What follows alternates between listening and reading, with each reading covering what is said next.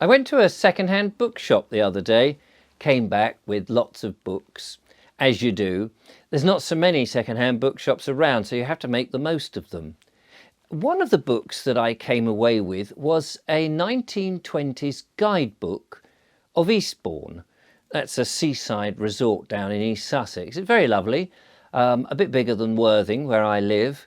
It used to contained lots of retired colonels and army sergeants and what have you from the various wars. Of course, it's been 80 years now, so they're probably no longer full of those and is more of a vibrant town. I don't know what prompted me to buy the book really, because I know Eastbourne reasonably well, and if I ever go there, I would be able to find my way around. It was full of advertisements, which was interesting. I think that's part of the appeal, looking into books and you're gazing into the past, the sort of companies that were once there and are no longer there, like Wilmot's photographic shop, which was in West Street. Interesting, I mentioned Wilmot's photographic shop because inside the book it was actually ringed in heavy pencil. It was the only advertisement that had been ringed in heavy pencil. There wasn't any other markings whatsoever. Second-hand books are curious because you can find all sorts of things in them on occasions. I mean, sometimes if you're very lucky and you find perhaps a first edition of something that the author has signed, that's rather splendid. But I mean things inside it like postcards or shopping lists, and sometimes if you're very lucky perhaps a 10-shilling note or something like that, a little piece of monetary cash, you know, a sort of paper money. Not that I've ever found that, but people have told me they have found those sort of things. Well, inside this book, as well as the ringing of the advertisement, there were a number of bus tickets and a newspaper article. And they all seem to be connected in some way, and I thought it was worth doing a little bit of detective work. And I think I've come up with a plausible story. It's probably not what happened at all, but I think it is a potential explanation of why these bus tickets were in there and what it all meant. So starting with the newspaper cutting that was in there, this was a newspaper cutting about a soldier, James Johnson, who was looking very resplendent in the photograph. He was sitting, funnily enough, in a typical photographic studio setting that you would imagine back then in 1914. Very upright in his puttees and his khaki jacket and trousers and his cap, looking very much like an English soldier. Probably no more than 18 years of age, something like that, fresh-faced and ready to go to war, to fight for king and country. And this picture, which was reproduced in the photograph along with the small little article that went with it, was noticeable, I suppose, by the poignancy of the story that I started to put together. So now going on to the bus tickets, these reported a journey or a series of journeys. They were all returns, and they all started from Polegate, which is a small village about 5 miles, I suppose, north of Eastbourne on the London road.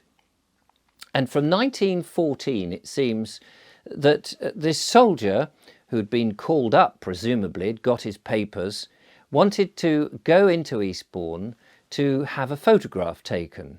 And I'm imagining him getting on a bus and in full regalia in his uniform, getting into Eastbourne, as a number of other people probably did, getting off the bus and going into the photographic studio and there engaging the photographer who would set him up with lights and all the other paraphernalia required for one of those watch the birdie type large format photographs, and sit there very erect whilst he set it all up and took the print or the picture.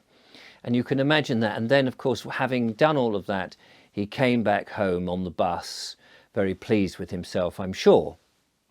The next bus ticket is a week later, and it's the same journey from Polegate to Eastbourne. And one wonders what he was doing then. And of course, it struck me that he was probably returning to the photographic shop to have, or photographic studio, I should say, to have, to pick up the print, to pick it up, because back then prints would have taken a bit of time to put together. It wouldn't have been instant like we get. Of course, people didn't have their own personal cameras. It was quite a novelty and quite an occasion to have a photograph taken. And only professionals back then would have been able to do it. So I imagine that he returns and he picks up the photograph. Perhaps it's framed for him. And you think, well, if he's going to this trouble to have a proper posed photograph, which would have cost quite a penny to have done, it must have been a gift. Now, he's being called up to the army to go and fight, and so therefore presumably you would imagine it was a gift for his family, perhaps his father, but mostly I think for his mother, to hang on the wall while he was away. And that makes a lot of sense to me. And so that is what happens. The next bus ticket is a different journey from Polegate again, all the way to Folkestone. And this is several weeks later. And I can't help thinking that Folkestone, being, I think, a port, it's down there on the coast, was probably where a number of soldiers back in 1914 would have disembarked. Perhaps there was a calling centre where all the soldiers would gather, some barracks or something, and then later on they would get onto the boats and away they go across the sea to France and to engage as part of the British Expeditionary Force to fight the enemy. The next bus ticket is several years later, so we then look at the newspaper report. And the newspaper report, as I indicated, has the picture, which I assume is the same picture, it's just a copy of the picture of the soldier sitting there upright in the photographic studio, looking very young and innocent and excited in many ways to go to war. The sad part is, of course, that this is more of a notification that the soldier coming from the area of Polegate in the I forget which newspaper it was, and I can't even remember if it said it, but something like the Eastbourne Herald or the Eastbourne Post would have said that he had unfortunately died in action, local hero. And I'm not quite sure which battle it was in, but it was a poignant moment to be reading the newspaper cutting and thinking of this young man who fought for this country and had gone. Very sad indeed. And yet there was another bus ticket to go, 1920, same year as the guidebook. And the curious thing, as I think I mentioned at the beginning, each of these tickets were returns, even the one from Folkestone, a return, which I thought was a bit strange really, because he'd obviously would be going on one journey, and each of these tickets were clipped both ways. So it made me think, maybe he hadn't travelled alone, and maybe the tickets that we were looking at, or the ones I was looking at, were not his ticket, but the person who went with him and returned and, for whatever reason, kept them all. Well, who would keep those tickets? Who would have gone with him to have the photograph taken? Possibly his mother, you might argue, and maybe a sister or a brother.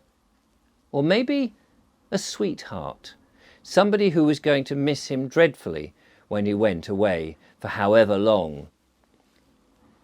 So if it was a sweetheart, she possibly came back with the tickets and just kept them for whatever reason.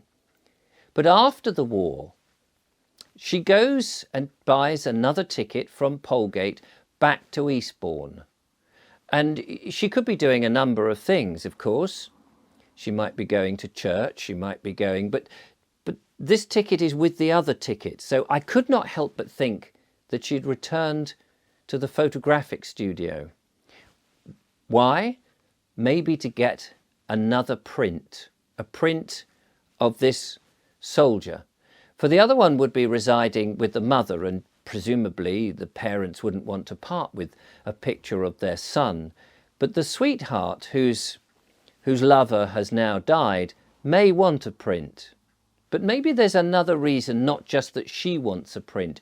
What if before he went to Folkestone, that he and this young lady, well, let me put it this way, maybe she was pregnant. And having waited for the end of the year, perhaps her children, or the child that was born, was curious about her father. Would you not want to go back to the photographic studio and request a print so that as your child is growing up, you could show him the man that was his father? I rather think I would, don't you?